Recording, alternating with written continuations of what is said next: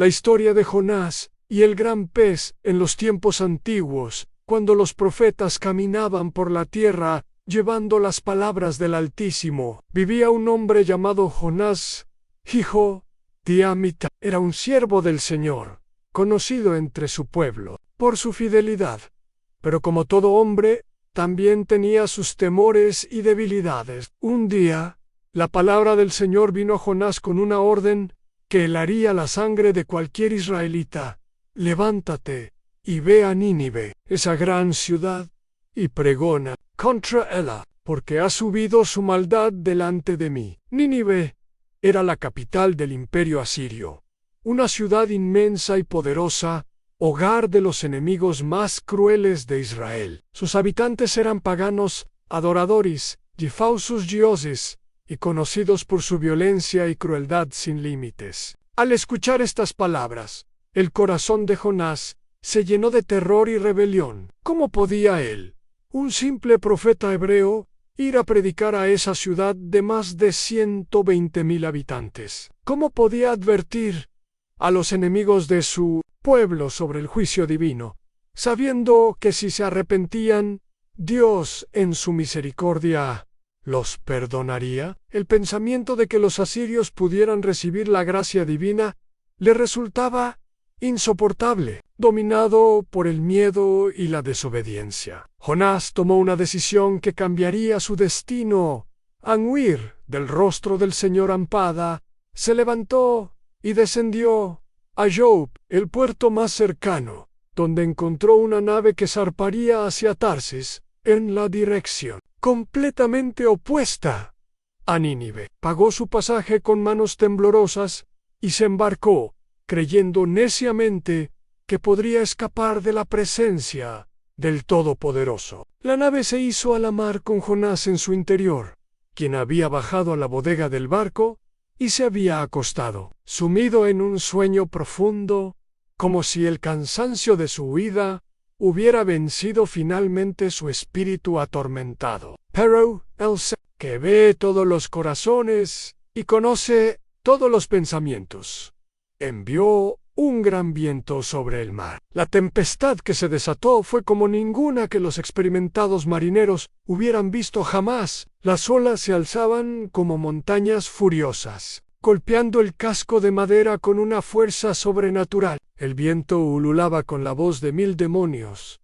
y la nave crujía y gemía como si fuera a partirse en dos en cualquier momento. Los marineros, hombres curtidos por años de navegar por mares peligrosos, se llenaron de terror. Cada hombre comenzó a clamar a su diosa. Unos invocaban a Baal, otros a Dagón, algunos a Astarte. Arrojaron al mar toda la carga preciosa que llevaban, esperando que el barco, más liviano, pudiera resistir mejor el embate de las olas.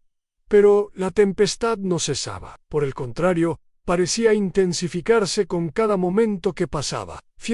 Entonces, cuando el capitán del barco, desesperado, bajó a buscar a Jonás y lo encontró durmiendo profundamente en medio del caos. ¿Qué tienes, dormilón?, le gritó por encima del rugido de la tormenta. Levántate, clama a tu Dios. Quizás Él tendrá compasión de nosotros, y no pereceremos. Cuando Jonás subió a cubierta, los marineros ya habían llegado a una conclusión terrible. Esta no era una tormenta natural, sino el castigo de algún dios ofendido. Venid, se dijeron unos a otros, y echemos suertes, para que sepamos por causa de quién nos ha venido este mal. Las suertes antiguas eran pequeños objetos sagrados que se usaban para discernir la voluntad divina, y cuando las echaron, la suerte cayó sobre Jonás. Todos los ojos se volvieron hacia el profeta hebreo. «Decláranos ahora», le exigieron, «¿por qué nos ha venido este mal? ¿Qué oficio tienes? ¿Y de dónde vienes? ¿Cuál es tu tierra? ¿Y de qué pueblo eres?» Sus voces se mezclaban con el sonido del viento y las olas, creando un coro de acusación que penetraba hasta los huesos. Jonás, sabiendo que ya no podía ocultar más la verdad, respondió con voz quebrada: «Soy hebreo, y temo a Jehová, Dios de los cielos, que hizo el mar y la tierra». Al escuchar estas palabras, Los hombres se sintieron sobrecogidos de gran temor, porque comenzaron a comprender que estaban ante el poder del Dios de Israel, el creador de todas las cosas. ¿Por qué has hecho esto?, le preguntaron, pues él ya les había contado que huía de la presencia de Jehová. La culpa y la vergüenza se reflejaban en el rostro de Jonás mientras contemplaba las consecuencias de su desobediencia. Inocentes marineros estaban pagando el precio de su rebelión. ¿Qué haremos contigo?, le gritaron desesperados,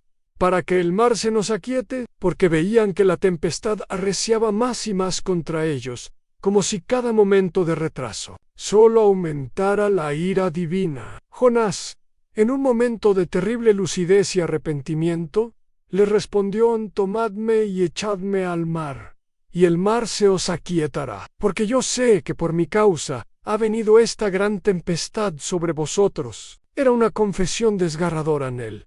Sabía que su desobediencia había puesto en peligro las vidas de todos estos hombres inocentes, pero aquellos marineros, aunque paganos, demostraron tener corazones más compasivos que el profeta rebelde. No quisieron arrojar inmediatamente a Jonás al mar embravecido. En su lugar, trabajaron con desesperación para hacer volver la nave a tierra, remando con todas sus fuerzas contra las olas gigantescas. Sin embargo, no pudieron lograrlo, porque el mar se embravecía más y más contra ellos. Finalmente, sin más opciones, clamaron a Jehová: te rogamos, oh Jehová, que no perezcamos nosotros por la vida de este hombre, ni pongas sobre nosotros la sangre inocente, porque tú, Jehová, has hecho como has querido. Era una oración extraordinaria en hombres paganos, rogando al Dios de Israel, reconociendo su soberanía y pidiendo perdón por lo que estaban a punto de hacer. Con corazones pesados pero sin alternativa,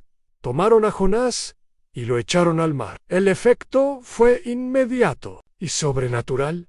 El mar se aquietó de su furor al instante, como si una mano invisible hubiera calmado las aguas. El contraste fue tan dramático que los marineros temieron sobremanera a Jehová, y ofrecieron sacrificios y prometieron votos al Dios de Israel, reconociendo su poder absoluto sobre la creación. Pero Jonás no se ahogó en las aguas turbulentas. El Señor, en su providencia misteriosa, tenía preparado un gran pez, una criatura marina de dimensiones extraordinarias, para que tragase a Jonás. No era una ballena común, sino una criatura especialmente dispuesta por Dios para este propósito. Único en la historia, el profeta fue engullido vivo, pasando por las fauces enormes del animal hasta llegar a su vientre. Durante 3 días y 3 noches, Jonás estuvo en el vientre del pez, en una experiencia que desafiaba toda comprensión humana. Allí, en esa prisión viviente,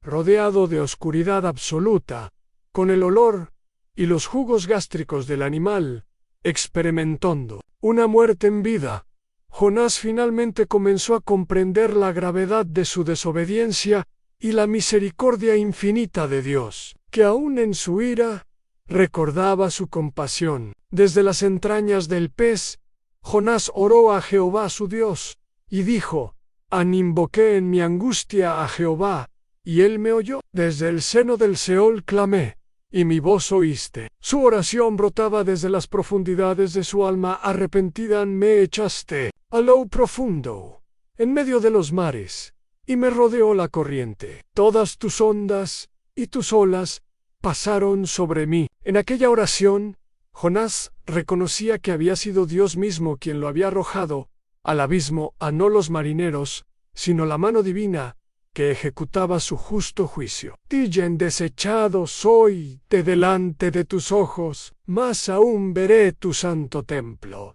Continuó, expresando su esperanza en medio de la desesperación. Las aguas me rodearon hasta el alma. Rodeóme el abismo. El alga se enredó a mi cabeza.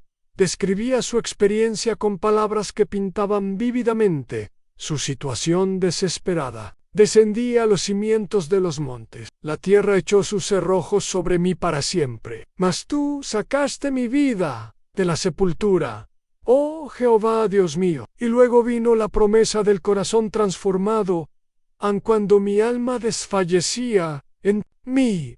Me acordé de Jehová, y mi oración llegó hasta ti en tu santo templo. Los que siguen vanidades ilusorias, su misericordia abandonan. Mas yo con voz de alabanza te ofreceré sacrificios, pagaré lo que prometí.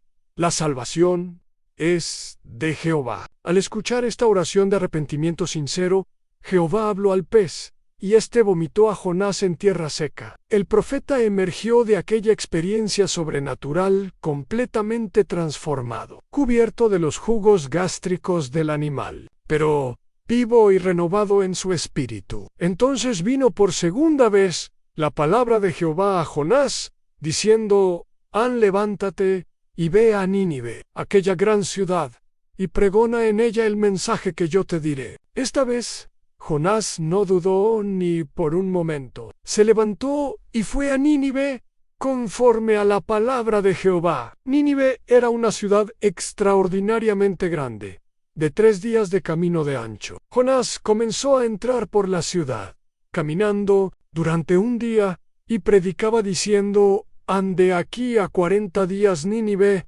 será destruida. Su mensaje era simple pero poderoso, y llevaba la autoridad de quien había experimentado personalmente el juicio y la misericordia de Dios, para asombro de Jonás. Los ninivitas creyeron a Dios inmediatamente, proclamaron ayuno, y desde el mayor hasta el menor se vistieron de cilicio en señal de arrepentimiento. Cuando el rey de Nínive recibió la noticia, se levantó de su trono, se despojó de su vestido real, se cubrió de cilicio y se sentó sobre ceniza. Luego hizo pregonar por toda la ciudad un decreto a hombres y animales, bueyes y ovejas: no gusten cosa alguna, no se les dé alimento ni beben agua, sino cúbranse de cilicio hombres y animales, y clamen a Dios fuertemente, y conviértase cada uno de su mal camino, de la rapiña que hay en sus manos. El arrepentimiento de Nínive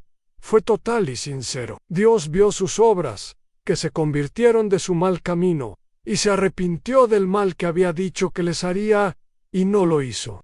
La gran ciudad fue perdonada, sus habitantes salvados de la destrucción, y el nombre del Dios de Israel fue glorificado entre las naciones. Así se cumplió el propósito divino a través de la historia extraordinaria de Jonás y el gran pez, un relato de desobediencia y arrepentimiento, de juicio y misericordia, que demuestra que el amor de Dios se extiende más allá de las fronteras de un solo pueblo, alcanzando incluso a los enemigos más temidos, cuando hay verdadero arrepentimiento en sus corazones.